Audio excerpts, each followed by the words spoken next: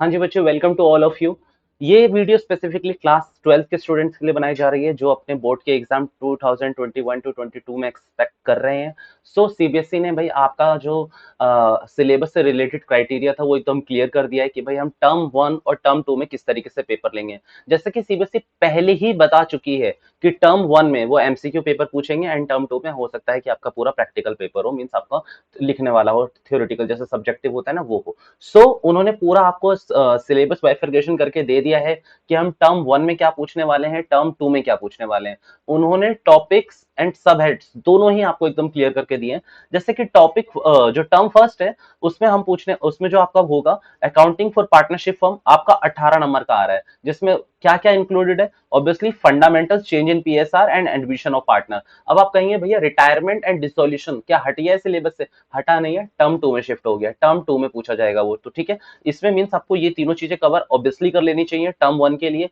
आपका जो सबसे पहला चैप्टर है बुक के अंदर एनपीओ, वो भी टर्म 1 में नहीं पूछे जाने वाला, वो भी टर्म 2 में शिफ्ट है, ठीक है। सो दूसरा कंपनी अकाउंट्स में क्या आ रहा है, अकाउंटिंग फॉर शेयर्स, भैया अगेन अकाउंटिंग फॉर डिवेंचर्स भी है तो वो भी नहीं आ रहा, अगेन वो भी किस में शिफ्ट है, जो नेक्स्ट सिलेबस में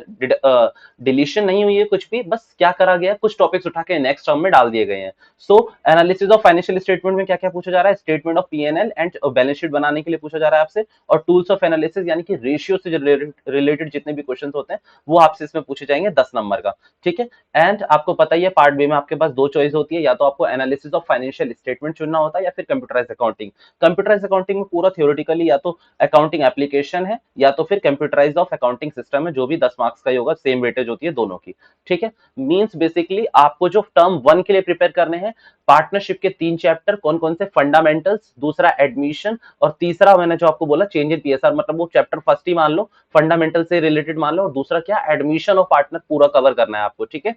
और क्या कहते हैं कंपनी अकाउंटिंग में अकाउंटिंग फॉर शेयर, शेयर से रिलेटेड जितनी भी चीजें हैं, उसके इशू, उसके क्या कहते हैं फॉर फीचर के इश्यूज जितने भी होते हैं वो सारे से सारे टर्म 1 में ही पूछे जाने वाले हैं विद एमसीक्यू बेस्ड। अब बात करते हैं हम टर्म 2 की। टर्म 2 में अब ये बेसिकली कुछ नहीं है, जो बीच में दे रखा है आपको जितने भी आपके टॉपिक्स है उनका क्राइटेरिया दे रखा है कि भाई हम ये पूछेंगे, स्पेसिफिकली पॉइंट टू पॉइंट बता रखा है जिसका कोई मतलब है नहीं, ठीक है, जो आपको ऑब्वियसली कवर होने वाले, जैसे आपको रेशियो तक बता रखे हैं कि हम कौन कौन से रेशियो पूछेंगे, अकाउंटिंग रेशियो में, लिक्विडिटी रेशियो में, तो ये सारी चीज आपको बता रखी है। फिर टर्म 2 की बात करते हैं, अगेन 40 मार्क्स का, टर्म 1 भी 40 मार्क्स का था। टर्म 1 में 90 मिनट्स दिए जाएंगे आपको एमसीक्यू के लिए, बट टर्म 2 में 40 मार्क्स के लिए अभी मैं ये नहीं कह सकता कि 90 मिनट्स ही दिए जाएंगे, बिकॉज यहाँ कहीं भी टाइम नहीं लिखा हुआ। सो माइट बी 90 मिनट्स या फिर उससे ज्यादा, वैसे मैं ज्यादा एक्सपेक्ट कर रहा हूँ, क्यों, क्योंकि जब एमसीक्यू के लिए 90 मिनट्स दे रहे हैं तो ये तो सब्जेक्टिव पेपर है, थोड़ा सा ज्यादा मिलेगा ही मिलेगा। इसमें क्या क्या है मैंने आपको बोला, एनपीओ इसमें आ रहा है, और पार्टनरशिप से दो चैप्टर उठ के retirement and death and dissolution of partnership form, जो मींस वहां नहीं पूछे गए थे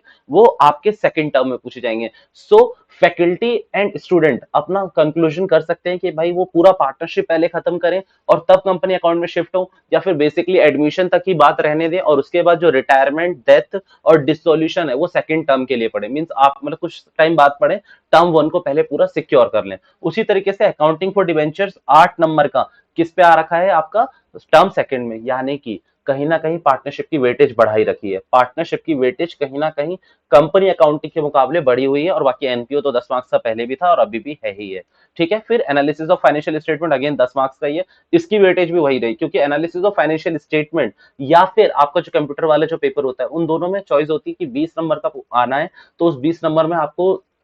दोनों में से कोई भी ऑप्शन होता था। सो उनकी वेटेज वैसी रखी गई है, 10 मार्क्स का इस टर्म में भी है, 10 मार्क्स का उस टर्म में भी है, बट कंपनी अकाउंटिंग की कहीं ना कहीं वेटेज को हल्का सा नीचे पुश किया गया है, ठीक है, पुल किया गया है, सॉरी। सो अब ये आपका पूरा का पूरा ओवरव्यू दे दिया है मैंने एनालिसिस ऑफ फाइनेंशियल स्टेटमेंट में। भैया सीएफएस आपको टर्म 1 में नहीं पूछा गया था तो यहाँ पूछा जाएगा, और फाइनेंशियल और कुछ भी नहीं है, फाइनेंशियल स्टेटमेंट ऑफ कंपनी में वही थोड़ी बहुत बेसिक्स, और दूसरा आपको प्रिपरेशन के लिए बोल सकते हैं कि भाई फाइनेंशियल स्टेटमेंट प्रिपेयर करके दिखाओ एज पर शेड्यूल 3, ठीक है। सो ये आपको एकदम बाइफर्गेशन करके दे दिया है सीबीएसई ने कि भाई आपका सिलेबस किस तरीके से आने वाला है। ट्रस्ट मी, आप इस पे अपना ओपिनियन ना बनाएं कि भाई ये टफ है, इजी है, अब आपको बोर्ड के एग्जाम दो दो बार हैंडल करने हैं, ऐसा कुछ भी नहीं है। सिस्टम है, कुछ सोच के ही बना होगा, इकोनॉमिक कंडीशन जो आपके सिनेरियोस चल रहे हैं उनको देख के ये एप्लीकेबल किया गया है। सो इसी के अकॉर्डिंग हमें अपना काम करना है। Thank you so much for